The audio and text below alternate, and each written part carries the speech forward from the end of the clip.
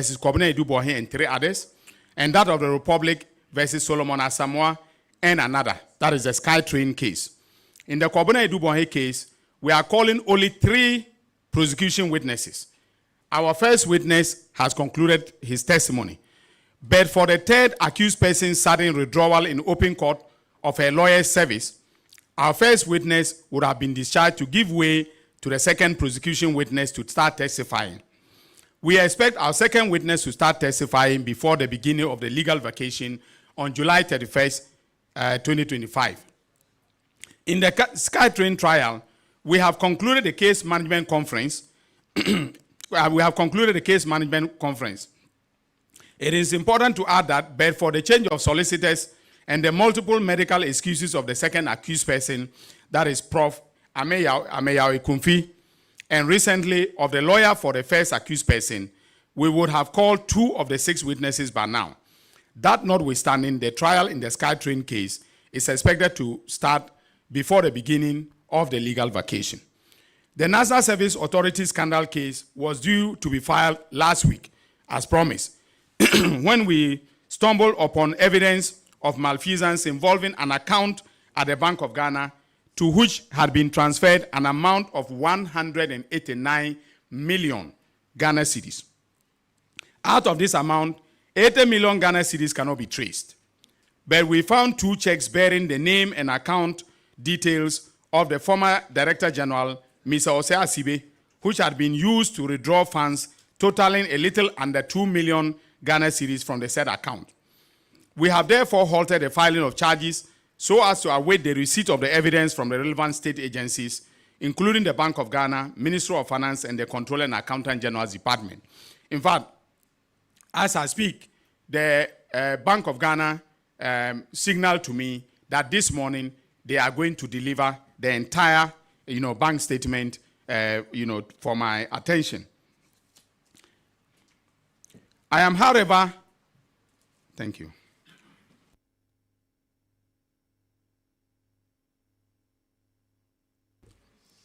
Sorry. I am, however, happy to announce that at least 8 suspects in this investigation have approached my office for plea negotiations, including 3 former officers of the National Service Authority.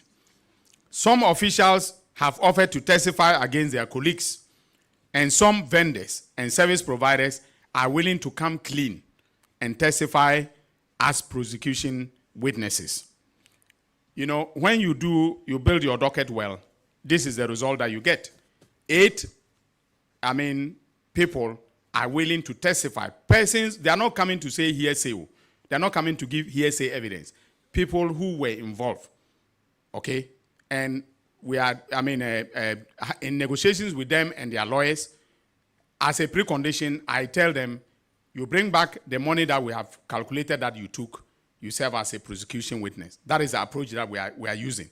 Now, I'm sure the MPP will be very happy for me to insist that 100% be returned to the Attorney General before any deal can be, cut.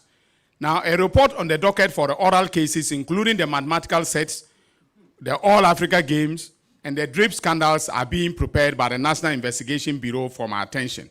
I expect to receive that investigative report in a few weeks for work to begin on filing charges in court. The Economic and Organized Crime Office has completed investigations in respect of Wuntumi, Chairman Wuntumi, and the former National Buffer Stock Company CEO, Mr. Abdul Wahab Hanan, and their accomplices. The results of both investigations will be announced very soon. The police CID have also completed a docket on the Akonta mining case and submitted same to my office. We have prepared charges and sent them back to the police CID for the suspects to be formally charged before their arraignment in court in the coming days. Ladies and gentlemen of the media, my fellow countrymen and women, in conclusion, I wish to remind you of the fact that when I announced the Kobina Idubohe investigation, I was blunt in stating the fact that I am open to engaging in plea bargaining with those who have been investigated and found to have looted or stolen state resources. I minced no words about my intentions and will therefore not shut the door to any accused person willing to enter into negotiations with my office for purposes of reaching a plea agreement. My approach is in consonance with the central plank of the oral, which is to recover the loot, which is to recover all the loot. But of course, you use oral, all advisedly, because as I pointed out clearly, it is not in all cases that it is possible to recover all the loot. So you recover some, realistically possible. Of course, recovering the loot and jailing looters are not mutually exclusive. And I believe that that is what citizens are pushing for. In other words, both can take place, and that will be full-fledged accountability. But anyone familiar with the plea negotiations would agree that it is rare to go into the negotiation room and come out without giving up something in order to clinch a deal.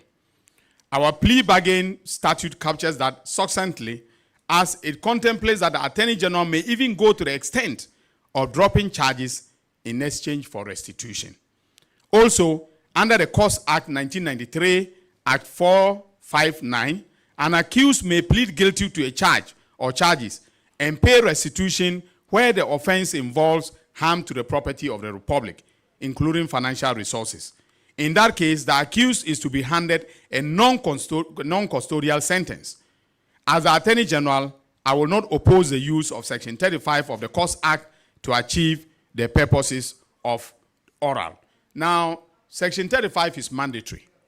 Once the accused approaches the judge, and pleads guilty to the charge, the judge is mandated, the judge could reject the restitution or reject the offer of the accused person.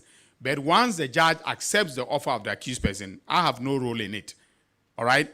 Then the accused person must be given a non-custodial sentence. In other words, the accused person will walk home. So those who are saying that you are cutting a deal and letting criminals walk must understand that, even the legislative framework existing at the time that I was in law school, I was in final year in Legon when this act was enacted, contemplates that in some cases, the accused can pay restitution and get a non-custodial sentence. So if any accused person offers to come under Section 35, please, ladies and gentlemen, that is what Parliament has enacted. The Parliament of the first Parliament of the Fourth Republic. Do not expect that I will be able to say, do not impose. If once the judge accepts it, I can make my representation to the judge as to why this is not a fit and proper case for restitution and a non-custodial sentence. But that can be rejected because the statute imposes, the power and authority to determine the circumstances under which that will happen in the judge, not in the Attorney General. The Plea Bargain Act, on the other hand, imposes the power and authority to, negotiate the deal in the Attorney General. However, the judge has a role to play. The plea agreement must be endorsed by the judge before, it is accepted. Finally, make no mistake, ladies and gentlemen, about my intentions. I want to jail persons who have looted state resources, but at the same time, I am pragmatic enough to know that it is not in every instance that that is possible. In those circumstances, I will opt for non-conviction-based asset recovery. I thank you very much.